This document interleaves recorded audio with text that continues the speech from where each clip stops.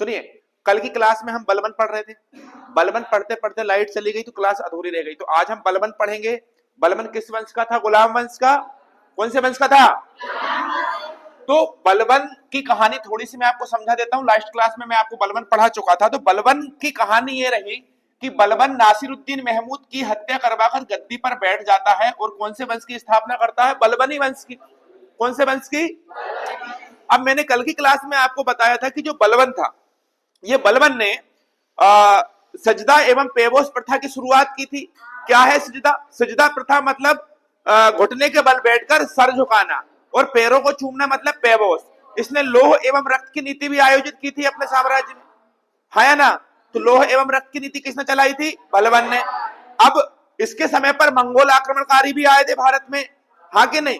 तो अब मेरी बात ध्यान से सुनिएगा कि बलबन भारत में दिल्ली सल्तनत का सुल्तान था उस समय। लेकिन उस समय पर कहानी ये हो रही थी कि भारत में मंगोल आक्रमणकारी क्या कर रहे थे भाई? अटैक कर रहे थे। और यहां पर कौन बैठा हुआ था? बलबन। तो बलबन का एक पुत्र था जिसका नाम था मोहम्मद।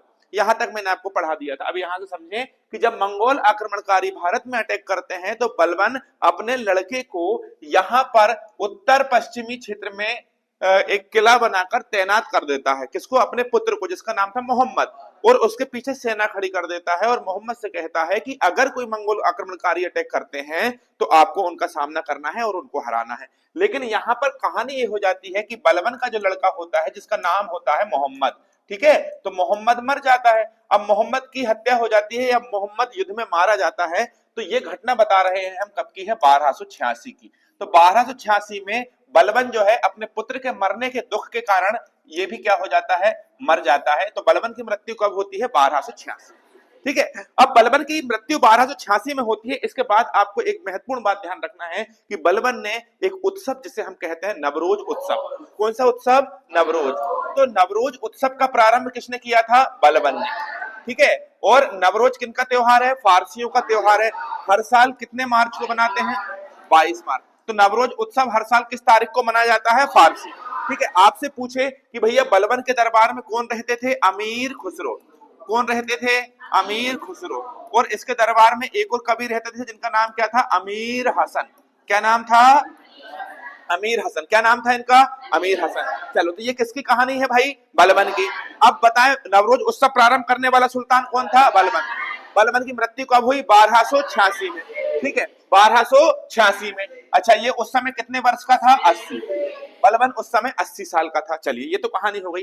अब यहां पर एक बात को ध्यान से समझिए। देखिए, जब बलबन की मृत्यु होती है तो बलबन की मृत्यु के बाद उसका लड़का भी मारा जाता है मोहम्मद। लेकिन उसके लड़के का लड़का, जिसे हम कहते हैं केकूबाद, क्या नाम था इसका? केकूबाद। तो बलबन का लड़का केकूबाद काय पर बैठ जाता है? गद्दी पर। अब केकूबाद जब गद्दी पर बैठता है तो यहां पर ये एक गलती कर देता है। ये अपने सेनापति, इसका सेनापति का नाम क्या था? फिरोज खिलजी। क्या नाम था? फिरोज खिलजी। इसे क्या करता है? सेनापति बना लेता है। ठीक है, क्या बना लेता है? सेनापति। आगे जाके केकूबाद गद्दी पर बैठता है और गद्दी पर बैठने के बाद सेनापति बनाता है फिरोज खिलजी को। और आगे चल के इसे लकवा लग जाता है जिसे हम पैरालिसिस कहते हैं। ठीक है, तो ये पैरालाइज हो जाती है इसकी बॉडी पूरी तरह से। तो इसके बाद इसकी मृत्यु हो जाती है। अब गद्दी पर बैठेगा इसका लड़का जिसका नाम होगा शमसुद्दीन क्यूमर्स। क्या नाम होगा? शमसुद्दीन क्यूमर्स। शमसुद्दीन क्यूमर्स जिस समय गद्दी पर बैठता है उस समय कितने साल का होता है? 3 साल का। कितने साल का? 3 साल। ठीक है, तो 3 साल का सुल्तान दिल्ली सल्तनत पर की गद्दी पर बैठा है। तो इसकी हत्या कर देता है कौन? जलालुद्दीन फिरोज खिलजी। कौन हत्या कर देता है इसकी? फिरोज खिलजी इसकी हत्या कर देता है और गद्दी पर बैठ जाता है। तो यहां पर गुलाम वंश समाप्त होता है 1290 में और एक नया वंश का प्रारंभ होता है, खिलजी। कौन सा साम्राज्य? खिलजी। अब दिल्ली की गद्दी पर कौन बैठेगा? फिरोज खिलजी। ठीक है, तो अब हम शुरुआत कर रहे हैं खिलजी वंश जिसकी शुरुआत कब होती है? 1290। और गुलाम वंश का अंतिम सुल्तान कौन होता है? शमसुद्दीन क्यूमर्स। यस और नो? चलिए, अब हमें कौन सा वंश पढ़ना है? खिलजी वंश। ठीक है, तो यहां पर हम क्या लिखेंगे भाई? खिलजी वंश। कौन सा वंश लिखेंगे? खिलजी वंश। देखिए, खिलजी वंश की शुरुआत कब से होती है? 1290। ठीक है, और ये कब तक चलता है? 1320। तो एक यहीं से स्टार बना के पॉइंट लिखिएगा, दिल्ली सल्तनत पर सबसे कम समय के लिए कौन सा वंश आया था? खिलजी वंश। दिल्ली सल्तनत पर सबसे कम समय के लिए कौन सा वंश आया था? खिलजी वंश। खिलजी वंश के संस्थापक कौन थे? फिरोज खिलजी। इसके संस्थापक कौन रहे? फिरोज खिलजी। क्या नाम था इनका? फिरोज खिलजी। अच्छा, कुछ लोग इसे क्या कहते हैं, या कहीं कहीं इसका नाम मिलता है जलालुद्दीन। जलालुद्दीन कैसा लिखा था? जलालुद्दीन फिरोज खिलजी। क्या नाम है इसका? जलालुद्दीन फिरोज खिलजी। अच्छा, इसे और किस नाम से जानते हैं? इसे जानते हैं फिरोज मलिक के नाम से। किस नाम से जानते हैं? फिरोज मलिक। किस नाम से जानते हैं? फिरोज मलिक। ठीक है, तो जब ये गद्दी पर बैठता है उस समय इसकी उम्र होती है लगभग 70 वर्ष। कितने साल का होता है ये? 70 साल। तो 70 साल। अच्छा, ये नीति अपनाता है अपने साम्राज्य का विस्तार करने के लिए। ये कैसी नीति अपनाता है? उदार निरंकुशवाद। कौन सी नीति? उदार निरंकुशवाद का अर्थ क्या है? जलालुद्दीन खिलजी का मतलब ये था, इसका कहना ये था कि देखो भाई, मैं 70 साल का बुढ़ापे में हूं, इस उम्र में मैं किसी से लड़ना नहीं चाहता हूं। ठीक है, तो बिना लड़े अगर साम्राज्य चल सके तो अपन ऐसी नीतियों पर काम करेंगे। तो यह उदार निरंकुशवाद की नीति अपनाता है। गद्दी पर 1290 में बैठता है। फिर दिल्ली सल्तनत में जो दिल्ली राजधानी रही, वो राजधानी दिल्ली से हटाकर किलो खरी को बनाता है। याद रखिएगा, राजधानी कुतुबुद्दीन ऐबक ने बनाई लाहौर, इल्तुतमिश ने बनाई दिल्ली, और दिल्ली से हटाकर दिल्ली के बगल में एक किलो खरी, जिसे हम कैलगुड़ी के नाम से जानते हैं, कैलगुड़ी को राजधानी किसने बनाया? जल्दी बताएं। जलालुद्दीन फिरोज खिलजी। चलो, बहुत बढ़िया है, बहुत अच्छी बात है। अब राजधानी किलो खरी को बना दिया इसने। इसके बाद मेरी बात सुनिए, इसका कहना यह था कि हमें किसी से लड़ना बड़ना नहीं है, हम आराम से क्या करेंगे? शासन करेंगे। आराम से क्या करेंगे? शासन करेंगे, हमें लड़ाई लड़ना नहीं है। लेकिन इसी के समय पर मंगोल अटैक होता है। मंगोल आक्रमणकारी भारत में आते हैं। कहां आते हैं बेटा? मंगोल आक्रमणकारी भारत में आते हैं। लेकिन जिस समय मंगोल आक्रमणकारी भारत में आते हैं तो उस समय अब्दुल्ला का पोत्र, क्या नाम बताया था? अब्दुल्ला का पोत्र, हलाकू का पोत्र अब्दुल्ला। अब्दुल्ला जो है वो किसका पोत्र है? हलाकू। अच्छा, हलाकू कौन है? हलाकू एक बहुत बड़ा आक्रमणकारी है मंगोलिया का। मंगोली आक्रमणकारी हलाकू, जिसका पोत्र कौन? अब्दुल्ला। ये भारत पर क्या कर देगा? अटैक। क्या कर देगा? अटैक। और कितने सिपाही लेकर आएगा? 1.5 लाख। 1.5 लाख सिपाही लेकर भारत पर अटैक करता है दिल्ली सल्तनत पर। कौन? अब्दुल्ला। किसका पुत्र है? हलाकू। हलाकू कहां का है? मंगोलिया में आक्रमणकारी है ये। ठीक है, 1.5 लाख की सेना को हरा देता है आसानी से। कौन? जलालुद्दीन फिरोज खिलजी। अब जब ये मंगोल आक्रमणकारी हार जाते हैं, मंगोल आक्रमणकारी जब हार जाते हैं तो इनसे क्या हो जाती है मेरे भाई? संधि हो जाती है। इनसे क्या हो जाती है? संधि हो जाती है। अब इन्हीं में चंगेज खान का जो पौत्र होता है, जिसका नाम क्या होता है? उलगू। क्या नाम होता है? उलगू। ये फिरोज खिलजी से जमीन लेता है। क्या लेता है? जमीन। और 2000 मंगोलों के साथ, कितने मंगोलों के साथ? 2000 मंगोलों के साथ दिल्ली में ही रुक जाता है। और कौन सा धर्म कबूल कर लेता है? इस्लाम। और जिस जगह पर ये रुकता है उस जगह को कहते हैं मंगोलपुरी। कौन सी जगह? मंगोलपुरी। तो आपसे पूछे मंगोलपुरी किसने बसाई तो आप क्या बोलेंगे? जलालुद्दीन फिरोज खिलजी। अच्छा, किसको दिया था इसने?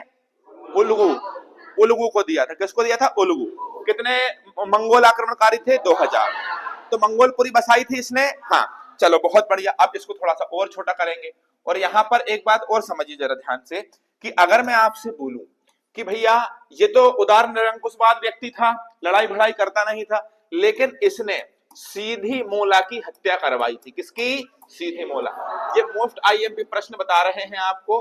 ठीक है, सीधी मोला कौन थे? जैसे हमारे समाज में, हिंदू धर्म में हम ब्राह्मणों को मानते हैं, वैसे ही ये लोग किसको मानते हैं? सीधी मोला। लेकिन जब इनको पता चलता है कि सीधी मोला मेरी हत्या का षड्यंत्र रच रहे हैं, तो सीधी मोला की हत्या करवा देता है हाथी से कुचलवाकर। किससे कुचलवाकर?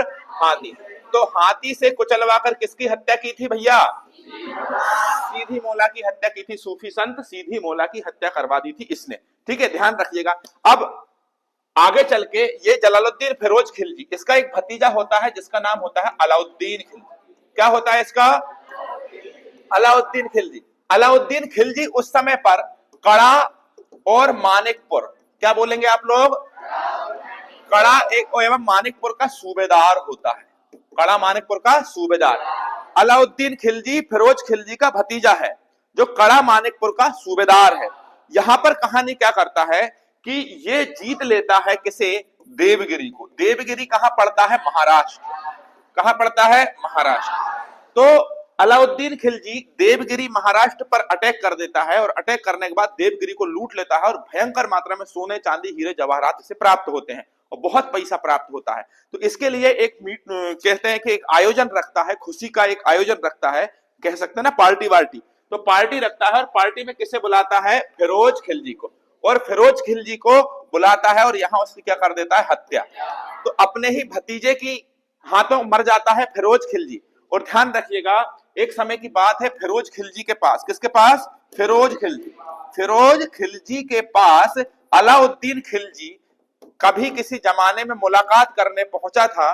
तो अलाउद्दीन खिलजी ने फिरोज खिलजी की लड़की से, मतलब अपने चाचा की लड़की से क्या कर लिया था, विवाह। तो याद रखिएगा, अपने ही चाचा की लड़की से शादी किसने कर ली थी, अलाउद्दीन खिलजी। तो फिरोज खिलजी का दामाद भी कौन था, अलाउद्दीन खिलजी। फिरोज खिलजी का सेनापति सूबेदार भी कौन था, अलाउद्दीन खिलजी। हाँ या ना, चलिए ये इनके संबंध थे। और भतीजा भी कौन था, अलाउद्दीन खिलजी।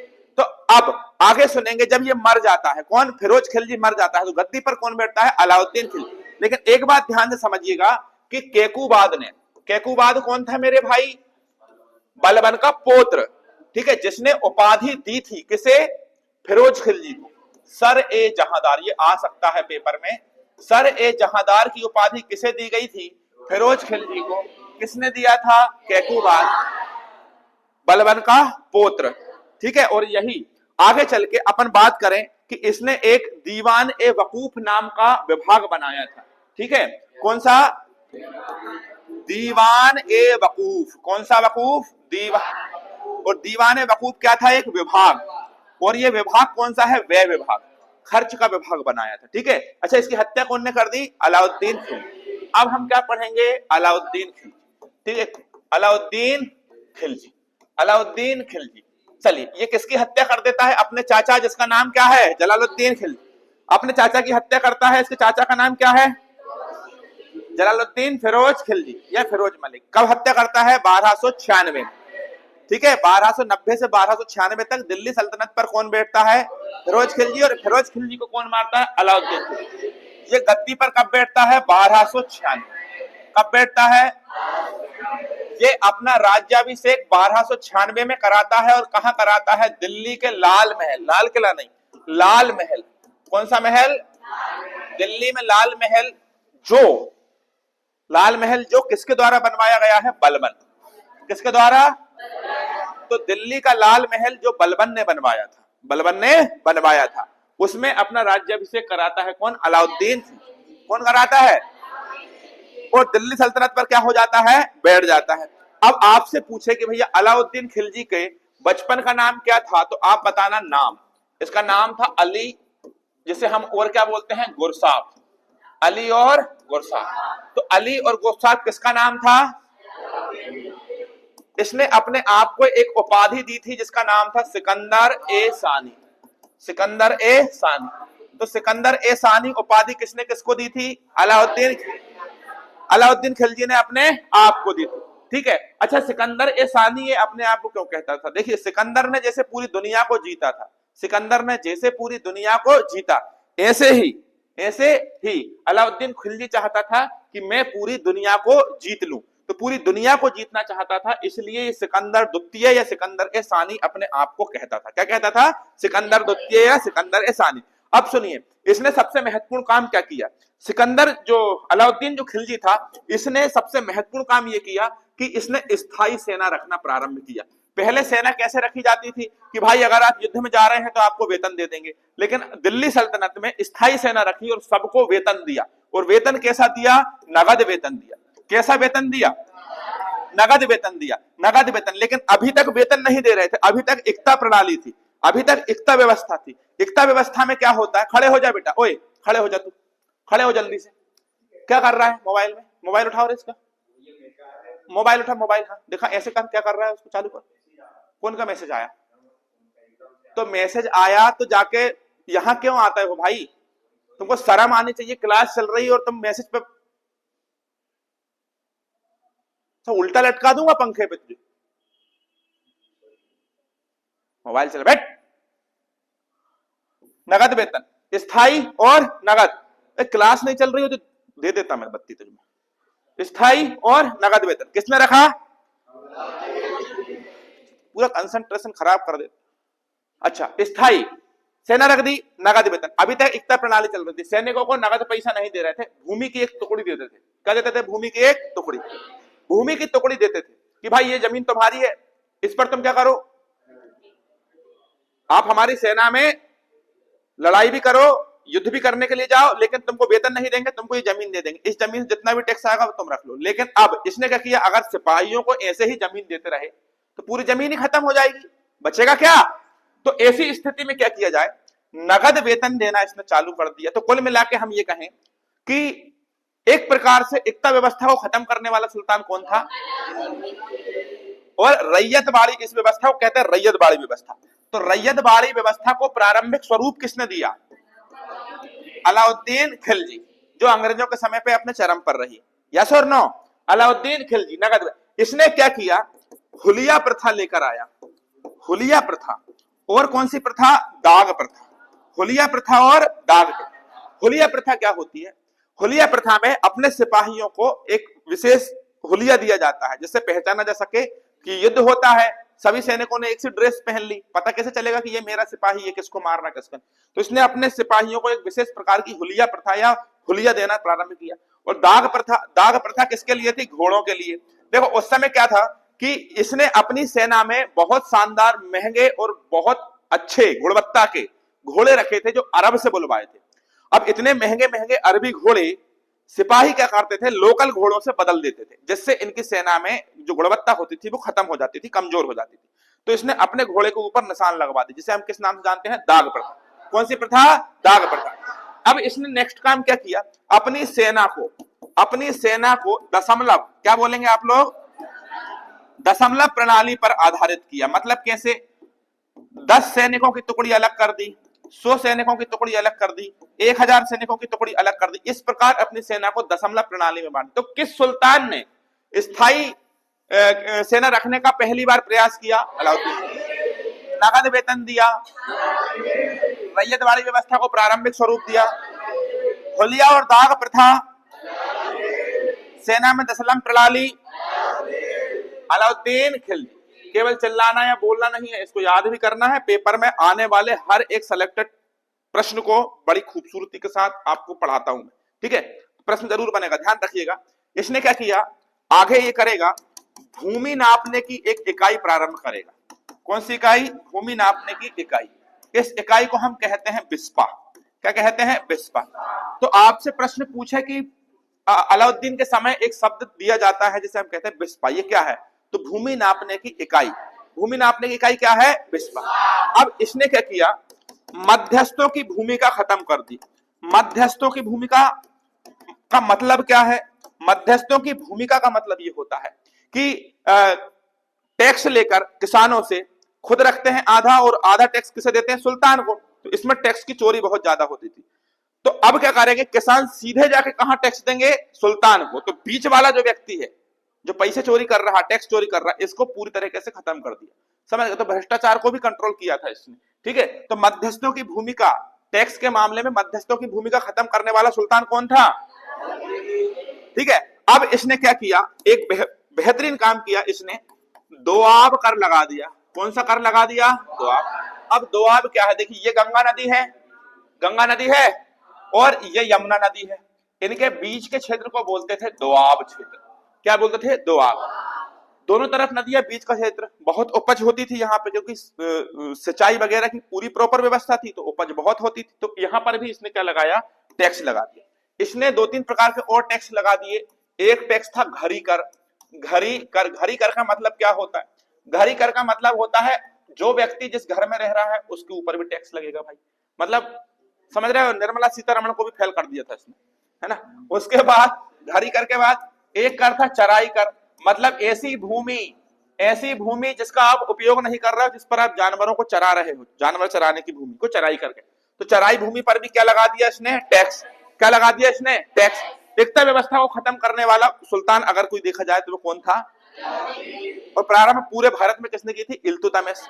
लेकिन इसका जन्मकार या कैसे जन्मदाता कौन था? मोहम्मद गौरी। अब इसने बेहतरीन काम क्या किया? बाजार नियंत्रण।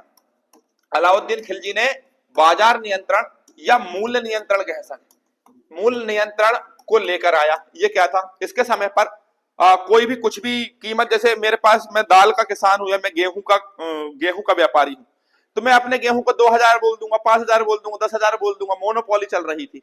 तो इससे अब जब मैं टैक्स लेने के लिए जाऊं आपके पास, तो मेरे द्वारा या आप मेरे पास टैक्स लेने के लिए आए, तो मैं आपसे बोल दूं भैया 5000 में नहीं, हम 2000 में बेच सकते। इससे टैक्स बहुत बहुत नुकसान हो रहा था राजस्व का।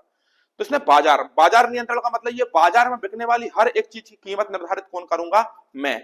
2000 बोल दिया ना, 2000 से ज्यादा कोई बेच नहीं सकता, और कम में भी नहीं बेचोगे। हम जितने में बोलेंगे उतने में बेचोगे, उतने में ही बेचोगे।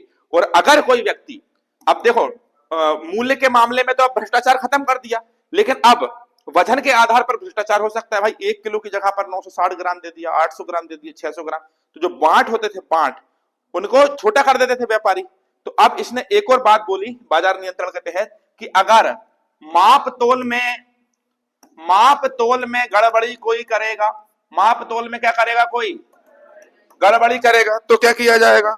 माप तोल में कोई गड़बड़ी किया जाएगा, तो जितने वजन का तुमने गड़बड़ किया है, उतना वजन का मांस तुम्हारे शरीर से काट लेंगे।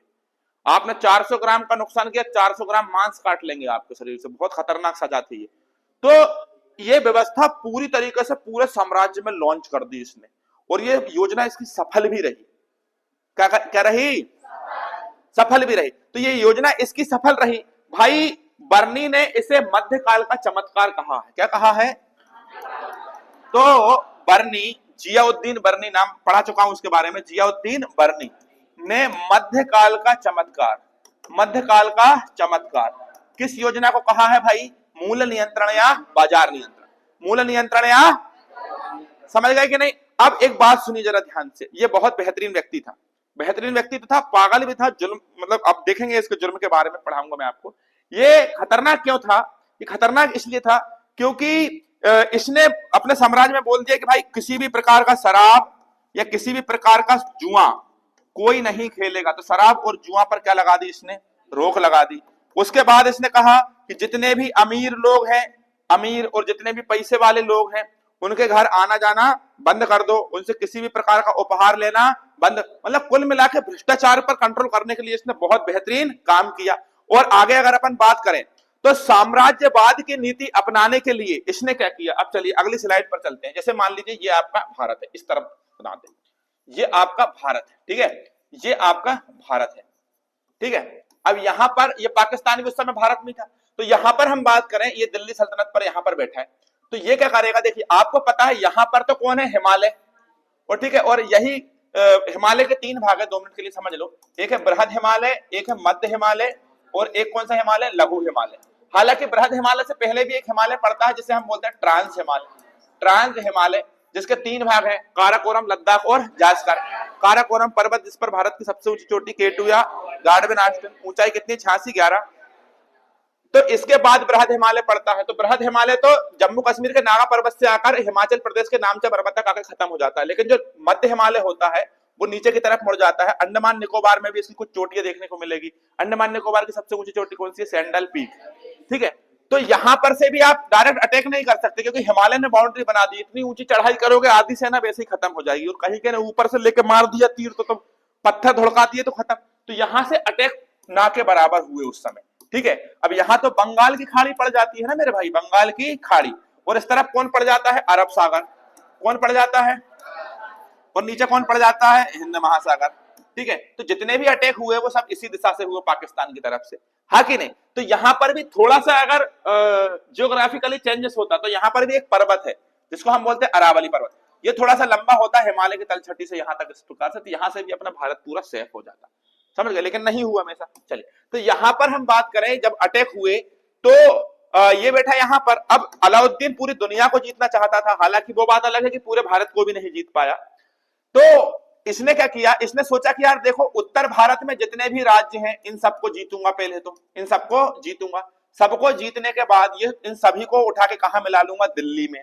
लेकिन साउथ इंडिया के जो भी राज्य रहे, जैसे ये क्या है, गुजरात, महाराष्ट्र, गोवा, कर्नाटक, केरल, तमिलनाडु, आंध्र प्रदेश, उड़ीसा, पश्चिम बंगाल, यहाँ पर तेलंगाना, यहाँ पर, ठीक है, यहाँ पर मध्य प्रदेश, छत्तीसगढ़, तो ये जितने भी, तो ये नीचे वाले जो राज्य थे, नीचे वाले मतलब कौन से, ये वाले जो राज्य थे, जैसे कौन से, कर्नाटक हो गया, केरल हो गया, तमिलनाडु हो गया, आंध्र, तो इन राज्यों के ऊपर उसने अटैक तो किए और जीता भी, लेकिन इसने उनको दिल्ली सल्तनत में नहीं मिलाया। क्यों नहीं मिलाया भाई? दिल्ली सल्तनत में अगर मिला देंगे, दिल्ली सल्तनत में मिला देंगे तो इतना बड़ा देश चलाना मुश्किल हो जाएगा, फिर विद्रोह होगा, मान लीजिए दो जगह पर एक साथ विद्रोह होगा, कहां कहां लड़ाई होगी। तो उसने उत्तर भारत के जीते हुए राज्यों को अपने राज्य दिल्ली में मिला लिया और दक्षिण वाले राज्यों को जीतने के बाद उनसे बोल दिया कि भाई वार्षिक नजराने के रूप में आप हमें क्या देंगे, टैक्स। तो पैसा भी आता रहेगा, तो नीचे से तो पैसा आ ही रहा है और ऊपर तो दिल्ली सल्तनत में मिला लिया। तो कुल मिला के इसकी योजना रही, सफल रही। तो इस प्रकार उसने अपने साम्राज्य के विस्तार की नीति को अपनाया। चलिए, तो ये तो मेरे ख्याल से, क्या पता आप लोगों को समझ में आता होगा कि नहीं, थोड़ा स्तर ज्यादा हो जाता है, समझ में आता है मैं क्या बोल रहा हूँ। साम्राज्यवाद की नीति मतलब साम्राज्य को बढ़ाने के लिए उसने नीतियां अपनाई इस प्रकार से। तो अब वो क्या करेगा, मेरी बात सुनिए ध्यान से। उसने क्या किया, सबसे पहले यहां पर, ये भारत है, ये क्या है आपका भारत, तो यहां भारत में इस क्षेत्र में गुजरात, ये कौन सा एरिया है, गुजरात। गुजरात की राजधानी अन्नलवाड़ा के ऊपर अटैक करता है। किसके ऊपर अटैक करता है? गुजरात हमेशा धनवान रहा है शुरू से पैसे के मामले में, अन्नलवाड़ा पर अटैक कर देता है। अन्नलवाड़ा पर अटैक करता है, तो अन्नलवाड़ा पर जब अटैक होता है तो यहाँ के राजा होते हैं राजा राय करण द्वितीय। कौन होते हैं? राजा राय करण द्वितीय, जो युद्ध में क्या हो जाते हैं, हार जाते हैं, युद्ध में हार जाते हैं। और जीत कौन जाता है? अलाउद्दीन खिलजी। जीतने के बाद अलाउद्दीन का एक सैन्य प्रमुख व्यक्ति होता है जिसका नाम होता है नुसरत खान। क्या होता है? नुसरत खान। ये सबसे खतरनाक काम करता है उस युद्ध में। क्या करता है? मलिक काफूर को खरीदता है। किसे खरीदता है? मलिक काफूर। कितने में खरीदता है? 1000 दीनार। कितने में? 1000। तो ध्यान रखिएगा, मलिक काफूर को 1000 दिनारी भी कहते हैं। क्या कहते हैं? मलिक काफूर कौन है? व्यक्ति है, एक व्यक्ति है। तो अलाउद्दीन के सैन्य प्रमुख नुसरत खान ने मलिक काफूर को 1000 दीनार में खरीदा, इसलिए मलिक काफूर को 1000 दिनारी भी कहा जाता है। मलिक काफूर लोमड़ी की खाल ओढ़े हुए खतरनाक एक चीता है, मतलब बेहद चालाक, समझ रहे हो। तो ये अलाउद्दीन खिलजी का बहुत खास होता है ये। और अलाउद्दीन खिलजी की जितनी भी विजय होती है, उन विजयों में सबसे ज्यादा अगर कोई भूमिका, खुद अलाउद्दीन खिलजी से भी ज्यादा अगर भूमिका निभाने वाला व्यक्ति है तो मलिक काफूर। तो मलिक काफूर को गुजरात विजय के दौरान खरीदा गया था। अरे हाँ कि नहीं? किसने खरीदा था इसको? नुसरत खान। अरे किसने खरीदा? नुसरत खान। चलिए, अब एक बात सुनिए जरा ध्यान से। ये जो अटैक हुआ था अन्नलवाड़ा पे, ये कब हुआ था? 1298 में। कब हुआ था? 1298 में। अब मेरी बात सुनिए, अगला जो अटैक होता है लगभग 1300 के आसपास होता है, और ये इस अटैक का नाम क्या होता है? रणथंबोर अभियान। और रणथंबोर कहां पर पड़ता है? राजस्थान। कहां पर पड़ता है? राजस्थान। तो राजस्थान वाले क्षेत्र में यहाँ के राजा होते हैं रणथंबोर के, रणथंबोर, ठीक है। यहाँ के राजा होते हैं हमीर देव, और ये राजा क्या हो जाते हैं? हार जाते हैं। तो यहाँ की महिलाएं क्या कर लेती हैं? जोहर। यहाँ की महिलाएं क्या कर लेती हैं? जोहर। कैसे बोलते हैं? अपने आप को आग के हवाले कर देना पति की मृत्यु के बाद, क्या कहलाता है? जोहर। ठीक है, तो जोहर कर लिया किसने? रणथंबोर की महिलाओं। अगला अटैक भी यही राजस्थान में होता है, जिसका नाम होता है चित्तौड़ अभियान। कौन सा अभियान होता है? तो ये सब उत्तर भारत के अभियान थे। अब चित्तौड़ अभियान को थोड़ा ध्यान से समझेंगे, ठीक है। चित्तौड़ अभियान, ठीक है। अब चित्तौड़ अभियान क्या था? देखिए, यहां मैं लिखूंगा आपको चित्तौड़। चित्तौड़ नाम का जो क्षेत्र पड़ता है वो आपके राजस्थान में पड़ता है। कहां पड़ता है? राजस्थान। और चित्तौड़ में जब अटैक किया इसने तो 1303 में किया। देखिए, चित्तौड़ के जो राजा थे वो थे राणा रतन सिंह। राणा रतन सिंह, ठीक है, राणा रतन सिंह। राणा रतन सिंह बहुत मतलब एक राजपूत शासक थे। कैसे शासक थे? राजपूत। और राजपूतों का खात्मा अगर हुआ है तो उनके उसूलों के कारण हुआ है, क्योंकि वो उसूल पर जीते थे। जैसे महिलाओं पर शस्त्र नहीं उठाएंगे, मैं शुरू से पढ़ा रहा हूं आप। जिसके हाथ में शस्त्र नहीं है, मतलब निशस्त्र के ऊपर हथियार नहीं उठाएंगे। भले दुश्मन के पास अगर हथियार नहीं है तो उसके ऊपर फिर आप हथियार नहीं उठाएंगे, ये उनके उसूल रहे। ठीक है, बुजुर्गों के ऊपर हाथ नहीं उठाएंगे, ब्राह्मणों को हमेशा सम्मान करेंगे, तो ये उनके उसूल रहे हैं। तो चित्तौड़ का राजा रतन सिंह, जिनकी पत्नी होती है पद्मावती, जिनकी पत्नी कौन होती है? पद्मा। पद्मावती कहते हैं कि इतनी खूबसूरत होती हैं, इतनी सुंदर होती हैं कि जब वो पानी पीती है ना तो पानी उनके गले से नीचे उतरते हुए साफ साफ दिखाई देता था, इतनी मतलब खूबसूरत होती थी। कौन होती है खूबसूरत? पद्मावती। ये जानकारी जो लिखी है, ये जानकारी लिखी है एक पुस्तक में जिसका नाम था पद्मावत, और पद्मावत पुस्तक लिखी है मलिक मोहम्मद जायसी। मलिक मोहम्मद जायसी, मलिक मोहम्मद जायसी। अब यहां पर एक बात सुनिए, राणा रतन सिंह के साम्राज्य के जो गुरु होते हैं वो गुरु किसी प्रकार से राणा रतन सिंह और पद्मावती को छुपकर देख रहे होते हैं, जिसका अंदाजा लग जाता है पद्मावती को। तो पद्मावती राणा रतन सिंह से कहकर उनका जो गुरु होता है उसको महल से बाहर देश निकाला करवा देते हैं। तो वो जाते समय शपथ ले लेता है कि मैं तुम्हारी सल्तनत को खत्म करा दूंगा, और यहीं जाकर वो किससे मिल जाता है? अलाउद्दीन खिलजी। अब अलाउद्दीन खिलजी के बारे में सुनिए। अलाउद्दीन खिलजी एक इतना बेकार, और इसके बारे में जितना कहा जाए उतना ही कम है, क्योंकि जो व्यक्ति अपने चाचा की लड़की से ही शादी करके अपने चाचा की हत्या कर सकता है, कौन? अलाउद्दीन खिलजी। इसका चाचा कौन? फिरोज खिलजी। चाचा की हत्या कर सकता है। ये व्यक्ति का कोई भी दीन ईमान नहीं था, अलाउद्दीन खिलजी, और महिलाओं के प्रति ये बहुत ज्यादा आसक्त था, बहुत ज्यादा आसक्त। जब इसके पास इनके गुरु पहुंचते हैं और अलाउद्दीन खिलजी को बताते हैं कि दुनिया की सबसे खूबसूरत अगर कोई महिला है तो वो है महारानी पद्मावती। महारानी पद्मावती के बारे में अलाउद्दीन को जब पता चलता है तो अलाउद्दीन स्वयं इस अभियान को करने के लिए चित्तौड़ जाता है 1303 में। और 1303 में जाके जितने, अब देखो भाई, दिल्ली सल्तनत का सुल्तान मतलब लाखों हजारों लाखों की सेना, और राणा रतन सिंह राजपूत शासक थे जो चित्तौड़ के शासक थे, ठीक है, मेवाड़। तो वहां पर छोटे से राज्य था उनका और इसका पूरा भारत था। तो इतनी बड़ी सेना को देखकर चित्तौड़ में जो है अधिकतर जो राजा हैं वो इनका साथ छोड़ देते हैं राणा रतन सिंह का, और अलाउद्दीन खिलजी चारों तरफ से इनके महल को घेर लेता है और 6 महीने तक घेर कर रखता है, जिसके कारण राणा रतन सिंह के महल में जो भोजन व्यवस्था होती है वो खत्म हो जाती है। अलाउद्दीन खिलजी एक शर्त रखता है कि महारानी पद्मावती को मुझे देखना है, महारानी पद्मावती को देखना है। तो इस बात को रतन सिंह मना कर देते हैं और कहते हैं कि हम अपनी मर्यादा को रक्षा करना समझते हैं और युद्ध को चुनते हैं। युद्ध को चुनते हैं, कई बार कई दफा युद्ध होता है और चोरी से अलाउद्दीन खिलजी इस युद्ध में भाग जाता है। एक बार यह होता है कि अलाउद्दीन खिलजी छल से राणा रतन सिंह को बंदी बना लेते हैं। अब वो छल क्या हुआ था कि अलाउद्दीन खिलजी रतन सिंह के घर पर जाते हैं और कहते हैं मेहमान नवाजी के लिए कि आप हमें अपने साम्राज्य में घुमा दीजिए और हम आपके यहाँ का भोजन करना चाहते हैं। तो रतन सिंह मेहमान नवाजी करते हैं अलाउद्दीन खिलजी की, और उसको खिला पिला के जो राजपूताना जो मेहमानों का इज्जत वगैरह होती है वो देकर और उसको विदा करते हैं। अब अलाउद्दीन कहते हैं कि हम तो आपके पास आ गए, लेकिन जाते जाते अब हम तुम्हारे ऊपर अटैक नहीं करेंगे, लेकिन जाते जाते आप भी हमारी मेहमान नवाजी का फायदा उठाओ। तो जब अलाउद्दीन खिलजी राणा रतन सिंह के महल में गया था तो रतन सिंह ने एक शर्त रखी थी कि आप स्वयं अकेले आएंगे और निशस्त्र आएंगे, किसी प्रकार का हथियार लेकर नहीं आएंगे। लेकिन यहां पर जब अलाउद्दीन खिलजी शर्त रखता है राणा रतन सिंह के साथ कि जब आप आओगे तो आप भी इसी प्रकार अकेले आएंगे, तो राणा रतन सिंह अकेले जाते हैं और निशस्त्र होकर जाते हैं। लेकिन यहां पर यह व्यक्ति राणा रतन सिंह को क्या कर लेता है? बंदी बना लेता है। और राणा रतन सिंह कहते हैं कि मेहमान, घर पर आए हुए मेहमान पर शस्त्र नहीं उठाते हैं, और अगर आप ये उसूलों को नहीं मानते तो हम तुम्हारे राजा होने पर, सुल्तान होने पर थू करते हैं। अलाउद्दीन कहता है कि जो जंग होती है उसमें कोई नियम कायदे नहीं होते, और बंदी बनाकर राणा रतन सिंह को कहां ले जाता है? दिल्ली।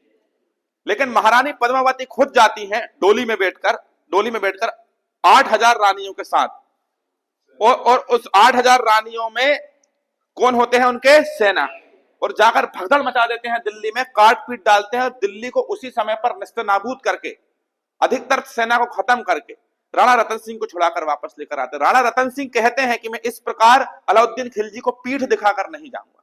अलाउद्दीन खिलजी उस समय पर अपने साम्राज्य में विद्रोह होने के कारण घावग्रस्त होता है और बिस्तर से नहीं उठ पाता। राणा रतन सिंह जाते हैं और उसके गले पर तलवार रखकर कहते हैं कि अगर मैं चाहूं तो तेरा सर अभी कलम कर दूं, लेकिन इस बार फिर तू बिस्तर पर है और फिर तेरे हाथ में शस्त्र नहीं है, और अगर मैंने तुझे मार दिया तो आने वाला इतिहास यही कहेगा कि छल से मारा था अलाउद्दीन खिलजी को राणा रतन सिंह ने। चाहूं तो मैं तुझे यहीं खत्म कर सकता हूं, तेरी सेना पूरी कटी पड़ी है तेरे महल के बाहर। अलाउद्दीन खिलजी एकदम शर्मीली आंखों से नीचे सर, लज्जा के कारण सर झुकाता है। राणा रतन सिंह कहते हैं कि जिस दिन शस्त्र उठाने लायक हो जाए आ जाना मेवाड़ में, फिर वापस युद्ध लड़ेंगे। राणा रतन सिंह के पास यही होता है। अलाउद्दीन खिलजी फिर जाता है और उस बार पूरी फौज लेकर जाता है और राणा रतन सिंह को घेर लेता है। राणा रतन सिंह के बीच युद्ध में अलाउद्दीन खिलजी और राणा रतन सिंह के बीच में एक समझौता होता है कि भाई देखो, युद्ध होगा तो हम दोनों का होगा, प्रजा जो सेना है ये आपस में नहीं कटेगी मरेगी, हम दोनों आपस में युद्ध करेंगे, जो जीतेगा उसका चित्तौड़ हो जाएगा। ठीक, तो इस प्रकार अलाउद्दीन खिलजी और राणा रतन सिंह दोनों बीच मैदान में लड़ते हैं, दोनों तरफ उनकी सेनाएं खड़ी रहती हैं। राणा रतन सिंह फिर एक बार अलाउद्दीन खिलजी के हाथों से तलवार नीचे गिरा देते हैं और फिर कंधे गर्दन पर तलवार रखकर बोलते हैं कि अब बोल, उठा तलवार। अलाउद्दीन खिलजी 10 बार तलवार उठाता है। 11वीं बार उसका हाथ काटने के लिए पीछे से जब राणा रतन सिंह जाते हैं तो मलिक काफूर पीछे से तीर चलवा देता है। मलिक काफूर कौन? जो अलाउद्दीन खिलजी अपने सुल्तान को बचा लेता है, पीछे से तीर चलवा देता है। राणा रतन सिंह के बहुत तीर मारकर और उनकी हत्या कर दी जाती है। जब राणा रतन सिंह मरते हैं तो दोनों सेनाएं आपस में लड़ती हैं और अब राजा खत्म हो चुका है, रतन सिंह खत्म हो चुके हैं, तो यहां पर इनकी सेना भी हार जाती है। इसी सेना में गोरा बादल नाम के 2 सिपाही होते हैं, जिनकी गर्दन कटने के बाद भी आधे घंटे तक, वो गर्दन नीचे गिर जाने के बाद भी उनकी तलवारों से वो लड़ते हैं और सैनिकों को मारते हैं। तो बड़ी ऐतिहासिक लड़ाई लड़ी है राजपूतों ने। तो यहां पर अगर बात करें अलाउद्दीन खिलजी के बारे में, अलाउद्दीन खिलजी अब रानी पद्मावती को प्राप्त करने के लिए महल में जाता है, लेकिन महारानी पद्मावती 16,000 रानियों के साथ अग्निकुंड में जाकर अपने आप को सती कर लेती हैं। और ऐसी महिलाएं सती होती हैं जिनके पेट में बच्चा है, जो महिलाएं प्रेग्नेंट है, छोटा सा बच्चा जिनके पेट में है, जो महिलाओं की नई नई शादियां हुई है, छोटी छोटी बालिकाएं तक जाकर क्या हो जाता है, युद्ध में अपने आप को समर्पित, आग में अपने आप को समर्पित कर देती। ये अलाउद्दीन कहते हैं अलाउद्दीन खिलजी की सबसे बड़ी हार थी। कौन सी? 1303 में कौन सा? चित्तौड़ अभियान। चलिए अब आगे अगर अपन पढ़ें तो भाई ये तो थे उत्तर मतलब भारत के अभियान, प्रमुख अभियान, लेकिन अब अलाउद्दीन खिलजी ने साउथ इंडिया को कैसा जीता हम वो पढ़ेंगे। तो ये तो है भाई साउथ इंडिया। उत्तर भारत में तो आपको पढ़ा दिया मैंने, जो जरूरी अभियान है वो मैंने आपको बता दिया। अब देखिए, दिल्ली में बैठा अलाउद्दीन खिलजी बस उत्तर में ही युद्ध लड़ रहा था, राजस्थान हुआ, गुजरात हुआ, ये वाले क्षेत्र में। लेकिन साउथ इंडिया में अगर युद्ध लड़ना है और जीतना है तो भाई अगर अलाउद्दीन खिलजी दक्षिण में जाएगा तो इधर से आकर अटैक कौन कर देंगे? मंगोल। कौन कर देंगे? मंगोल आक्रमणकारी अटैक कर देंगे। तो यहां पर अलाउद्दीन खिलजी अपने सेनापति मलिक काफूर से कहता है कि मलिक काफूर जाओ और पूरा जाकर साउथ इंडिया जीत लो। मलिक काफूर विशेष प्रकार से योजना बनाता है और बारी बारी करके साउथ इंडिया पर क्या करता है? अटैक करता है। कहां करता है बेटा? अटैक। ठीक है, सबसे पहले वो देवगिरी, जैसे हम क्या बोलते हैं महाराष्ट्र, क्या बोलते हैं महाराष्ट्र, इसे जीत लेता है। कहां जीत लेता है? देवगिरी महाराष्ट्र। यहां का जो शासक होता है कर्ण बघेला, कर्ण बघेला भाग कर चला जाता है, कर्ण बघेला भाग कर चला जाता है राजा रामचंद्र के पास। रामचंद्र इसे शरण दे देते हैं, लेकिन मलिक काफूर राजा रामचंद्र के ऊपर भी अटैक कर देता है। और मलिक काफूर अलाउद्दीन खिलजी का इतना मतलब मलिक काफूर प्रेम करता था अलाउद्दीन खिलजी से इतना ज्यादा कि वो उनके दिल की भावनाओं को समझता है। तो मलिक काफूर रामचंद्र की लड़की जिसका नाम था सत्यपाली, इससे विवाह करा देता है। किसका? अलाउद्दीन खिलजी का। और ये युद्ध विराम हो जाता है और अलाउद्दीन खिलजी राजा रामचंद्र को राय राजा की उपाधि से नवाजते। तो आपसे पूछे इतिहास में राय राजा की उपाधि किसे दी गई थी? राजा रामचंद्र को। ठीक है, राजा रामचंद्र को किसने दी थी? अलाउद्दीन खिलजी ने। सत्यपाली किसकी लड़की थी? राजा रायचंद्र की। तो इस प्रकार ये कौन सा अभियान होता है? देवगिरी का अभियान। कौन सा अभियान होता है? देवगिरी। अब यहां पर ये तेलंगाना जो आप देख रहे हैं, उस समय इसका नाम पड़ता था वारंगल। क्या पड़ता था? वारंगल। अब वर्तमान में क्या नाम है? तेलंगाना। ठीक है, तेलंगाना की राजधानी क्या है? हैदराबाद। किससे अलग हुआ है ये? आंध्र प्रदेश से। आंध्र प्रदेश की राजधानी क्या है? अमरावती। चलिए देखिए, वारंगल। अब ये वारंगल जो क्षेत्र हुआ, यहां पर अटैक करेगा वापस कौन? मलिक काफूर। वारंगल के जो राजा होते हैं ये प्रताप रुद्रदेव होते हैं। कौन से देव होते हैं? प्रताप रुद्रदेव। वारंगल के राजा कौन होते हैं? प्रताप रुद्रदेव। ये कौन से वंश के होते हैं? मैं पढ़ा चुका हूं, काकतीय वंश। कौन सा वंश? काकतीय। तो प्रताप रुद्रदेव मलिक काफूर का भयानक रूप देखकर समर्पण कर देते हैं और अपने आप की सोने की प्रतिमा बनवाकर उसमें जंजीर बांधकर वो सोने की प्रतिमा किसे देते हैं? मलिक काफूर को। और कहते हैं उसके थ्रू कि भैया मैं आत्मसमर्पण कर रहा हूं। मलिक काफूर इस बात से खुश होता है और कहता है यही तो हम चाहते हैं कि आप समर्पण कर दो, हम युद्ध नहीं चाहते, साउथ इंडिया में जीतना नहीं है, साम्राज्य हमारा ऊपर, नीचे तो आपसे टैक्स कलेक्ट करना है। तो यहां पर कहानी ये होती है कि इसी जगह पर एक खान होती है जिसका नाम होता है गोलकुंडा की खान। कौन सा खान? गोलकुंडा। और गोलकुंडा की जो खान होती है, यहां से एक हीरा प्राप्त होता है जिसे हम कहते हैं कोहिनूर। कौन सा हीरा?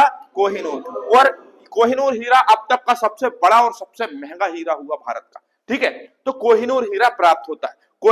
कोहिनूर हीरा जो है काकतीय वंश के राजा प्रताप रुद्रदेव किसे भेंट के स्वरूप दे देते हैं? मलिक काफूर। ठीक है, मलिक काफूर।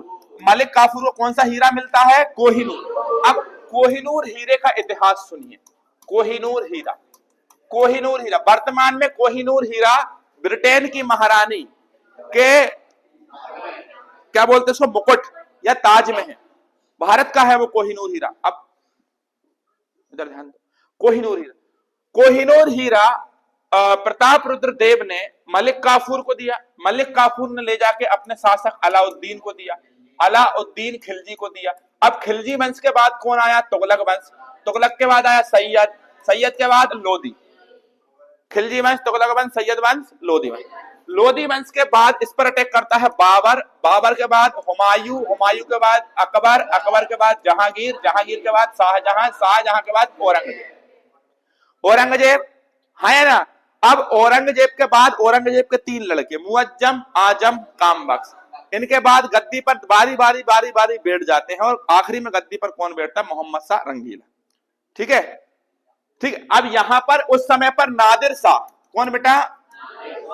नादिर शाह भारत पर अटैक करता है 1739 में मुगल वंश के ऊपर। कौन से वंश के ऊपर? अभी तक कोहिनूर हीरा भारत में ही है। तो नादिर शाह अटैक करता है और नादिर शाह अटैक करके उस मयूर सिंहासन को, मयूर सिंहासन शाहजहां ने बनवाया था और शाहजहां ने मयूर सिंहासन पर उस कोहिनूर हीरा को लगा दिया। नादिर शाह अटैक करता है भारत के ऊपर और 57 दिन तक रुकता है और मयूर सिंहासन जिसमें कोहिनूर हीरा है उठा के ले जाता है अफगान। कहां ले जाता है? लेकिन अब आगे चल के कहानी बदलती है और भारत में सिख राजा हुए जिनका नाम क्या था? राजा रणजीत सिंह। राजा रणजीत सिंह का युद्ध होता है अफगान के एक राजा के साथ जिसका नाम होता है शाह शुजा। क्या होता है इसका नाम? शाह शुजा। तो शाह शुजा और राणा रणजीत सिंह का युद्ध होता है। रणजीत सिंह और शाह शुजा के बीच में जब युद्ध होता है तो रणजीत सिंह शाह शुजा की सेना को हरा देते हैं और चिनाब नदी को पार करते समय शाह शुजा की 12 तोपें चिनाब नदी में गिर जाती। ये इतिहास में तुमको 1700-1800 के आसपास का पढ़ा रहा हूं, जबकि हम चल रहे हैं अभी कहां पर? 1200-1300, मतलब 700 साल बाद की बात बता रहा हूं। अभी पढ़ेंगे धीरे से, अभी समझो, टेंशन मत लो। अभी मोटा मोटी बता रहा हूं कोहिनूर हीरे का इतिहास। तो जब 12 तोपें शाह शुजा की चिनाब नदी में गिर जाती हैं तो राणा रणजीत सिंह उन तोपों को निकलवाकर वापस कर देते हैं शाह शुजा को। इस बात से शाह शुजा प्रसन्न होता है और इन्हें कोहिनूर हीरा गिफ्ट में दे देता है। तो कोहिनूर हीरा वापस भारत में आ गया। समझ गए? लेकिन अब रणजीत सिंह का एक लड़का होता है दिलीप सिंह, और दिलीप सिंह के समय पर अंग्रेज भारत में आ जाते हैं और अंग्रेज भारत पर इसके साम्राज्य पर अटैक करके जीत लेते हैं। अब वो कहानी सारी बाद में बताएंगे हम जब पहुंचेंगे वहां। तो रणजीत सिंह से कोहिनूर हीरा छुड़ा लेते हैं। रणजीत सिंह बोल रहा है, दिलीप सिंह। रणजीत सिंह का लड़का कौन? दिलीप सिंह। दिलीप सिंह से कोहिनूर हीरा छुड़ा लेते हैं। ये छोटे से बालक होते हैं और इनसे बोलते जाओ बेटा तुम पढ़ने चले जाओ। तो इनको भेज देते हैं इंग्लैंड उच्च शिक्षा के लिए। और अंग्रेज उस हीरे को छुड़ाकर कहां ले जाते हैं? ब्रिटेन। और ब्रिटेन ले जाकर, अंग्रेज कितने चालाक थे आप देखिए, ब्रिटेन ले जाके राजा को नहीं देते हैं, रानी के मुकुट में लगा देते हैं। क्यों? उनको अंग्रेज समझदार थे। उन्होंने देखो भाई, खिलजी के पास कोहिनूर हीरा गया, खिलजी वंश खत्म। तुगलक के पास गया, खत्म। सैयद गया, खत्म। लोधी गया, खत्म। बाबर खत्म। हुमायूं, अकबर, जहांगीर, किसी की सत्ता नहीं चली जिनके पास कोहिनूर हीरा रहा। जिनके पास कोहिनूर हीरा गया भारत में, वो राजा बर्बाद ही हुए। तो अंग्रेज समझ गए अगर किसी पुरुष के पास ये हीरा चिपका दिया तो साम्राज्य खत्म हो जाता। इसलिए राजा को नहीं दिया, रानी को दिया। किसको दिया? तो ये तो था कोहिनूर हीरे का इतिहास। ठीक है, तो ध्यान रखिए, ये था। वर्तमान में कोहिनूर हीरा कहां पर है? ब्रिटेन, जिसे हम क्या कहते हैं? लंदन। ठीक है, अब सुनिए, अब ध्यान से सुनिए, ज्यादा बड़ी बात नहीं बची, पहुंच गए हैं अंतिम कगार पे। ठीक है, तो यहां पर अगर हम बात करें, अगला अटैक करता है कर्नाटक पर मलिक काफूर, और कर्नाटक पर जिसकी राजधानी क्या होती है? होयसल। और इसे भी क्या ले लेता है? इसे भी क्या कर देता है? जीत लेता है। क्या कर लेता है? जीत लेता है। अब एक स्थान होता है तमिलनाडु में खतरनाक, जिसका नाम होता है मदुरा या मावर। जहां पर वीर पांड्या, पांड्या वंश का शासक होता है। कौन से वंश का? पांड्या वंश। और राजा कौन होते हैं? वीर पांड्या, तमिलनाडु में। यहां पर जब अलाउद्दीन खिलजी का सेनापति मलिक काफूर अटैक करता, वीर पांड्या पकड़ के जब मारता है मलिक काफूर को, पूरा धूल झड़ा देता है इसकी, दोबारा मलिक काफूर फिर इधर मुंह भी नहीं करता है। तो कहते हैं कि एकमात्र जो हार हुई थी, कौन सी? मदुरा या मावर अभियान जो हुआ था, जिसमें वीर पांड्या ने पराजित कर दिया था अलाउद्दीन खिलजी को। तो ये कभी वो जीत नहीं पाया। कौन नहीं जीत पाया ये? अरे बोलिए। मलिक। अब यहां पर एक बात सुनो जरा ध्यान से। यहां पर जो मलिक काफूर होता है, ठीक है, मलिक काफूर लगभग सारी क्या कर लेता है? जीत जाता है। अब आगे ध्यान से समझिए, मलिक काफूर के बाद कहानी कुछ यूं बदलती है कि ये मलिक काफूर, अलाउद्दीन खिलजी की डेथ हो जाती है डायरिया के कारण। कब हो जाती है इसकी डेथ? डायरिया के कारण इसकी डेथ हो जाती है। कब हो जाती है? 1316 में। कब हो जाती है? 1316। 1316 में अलाउद्दीन खिलजी की डेथ हो जाती है। डायरिया, दूषित पानी से होने वाला रोग है ये डायरिया, ठीक है, ध्यान रखिए। अब मलिक काफूर, अलाउद्दीन खिलजी जब मरे तो उसका सेनापति मलिक काफूर उनकी गद्दी पर क्या कर देता है? अटैक कर देता है। और गद्दी पर सुल्तान कौन बन जाता है अगला? मलिक काफूर। कौन बन जाता है? मलिक काफूर। लेकिन मलिक काफूर को मुबारकबाद देने के लिए एक व्यक्ति आता है, मुबारक खिलजी। कौन सा खिलजी? अलाउद्दीन खिलजी का भतीजा होगा। मुबारक खिलजी मलिक काफूर की हत्या कर देता है और गद्दी पर कौन बैठ जाता है? मुबारक खिलजी। मुबारक खिलजी कहते हैं कि मलिक काफूर को मार जरूर देता है, लेकिन मलिक काफूर अलाउद्दीन खिलजी का यार कोई आदमी थे ये व्यक्ति ये महिलाओं के प्रति इतने आसक्त थे। अब जी मुबारक खिलजी के बारे में क्या कहें, बोलेंगे तो मुबारक खिलजी महिलाओं की साड़ी और सूट सलवार पहन के डांस करते हुए दरबार में जाता था। ये कोई आदमी है? ऐसे ऐसे सुल्तान देखे भारत ने, और इन्हें सुल्तान कह रहे हैं। अरे धन्य है रे इतिहासकार जिसने इतिहास लिखा। ऐसे लोगों को सुल्तान नहीं कहते, हमारी भाषा में कुछ और भी कहते हैं, ठीक है। इसकी हत्या कर देता है नासिरुद्दीन खुसरो। क्या कर देता है? नासिरुद्दीन खुसरो। और नासिरुद्दीन खुसरो गद्दी पर बैठ जाता है। लेकिन सुनिए, इसके समय पर दीपालपुर का एक गवर्नर होता है। दीपालपुर का एक गवर्नर होता है, जिसका नाम क्या होता है? गाजी मलिक। कौन होता है? गाजी मलिक। खुसरो से बोलते खुसरो तुम खुश रहो। इसकी हत्या कौन होता है? गाजी मलिक। गाजी मलिक जिसका नाम होता है गयासुद्दीन तुगलक। और इस प्रकार दिल्ली सल्तनत पर तुगलक साम्राज्य की स्थापना होती है 1320। तो 1290 से 1320 तक शासन किसका रहा? खिलजी वंश का, ठीक है। और खिलजी वंश का अंतिम सुल्तान कौन था? नासिरुद्दीन खुसरो। अब यहां पर बस 4 चीजें और पढ़ लो, गिनती के 4 पॉइंट बता रहे हैं। अलाउद्दीन खिलजी ने वास्तुकला के क्षेत्र में बहुत योगदान दिया। पहले तो मेरी बात सुनो, इसने क्या किया? इसने एक दरवाजा बनवाया दिल्ली में, अलाई दरवाजा। अलाई दरवाजा, इसे अलाई दरवाजा जब इसने बनवाया, अलाई दरवाजा कहां है बेटा? अलाई दरवाजा दिल्ली। इसे इस्लामी वास्तुकला का रत्न कहते हैं। क्या कहते हैं? इस्लामी वास्तुकला का रत्न। इसके बाद इसने एक किला, अरे क्या हो रहा है बेटा, एक किला बनवाया इसने, सीरी का किला। तो सीरी का किला भी कहां पर है? दिल्ली। अलाई दरवाजा कहां पर है? दिल्ली। सीरी का किला कहां पर है? दिल्ली। एक महल बनवाया, हजार खंबा महल। ये हजार खंबा महल भी कहां पर है? दिल्ली। कहां पर है? दिल्ली। एक मस्जिद बनवाई इसने, जमैयत खाना मस्जिद। जमैयत खाना, ये मस्जिद भी कहां पर है? दिल्ली। ये चारों चीज कहां पर है? दिल्ली। अलाई दरवाजा दिल्ली। ध्यान रखना, संगमरमर की बनी भारत की पहली इमारत कौन सी है? अलाई दरवाजा। पूरी तरह से संगमरमर से बनी थी। तो भारत में पहली वो इमारत जो संगमरमर से बनी है, क्या बोलेंगे? अलाई दरवाजा। सीरी का किला दिल्ली, हजार खंबा महल दिल्ली, जमैयत खाना दिल्ली। एक मस्जिद है, जमैयत खाना क्या है? एक मस्जिद। अब कल की क्लास में हम आगे क्या पढ़ेंगे? तुगलक वंश। तब तक के लिए जय, थैंक यू।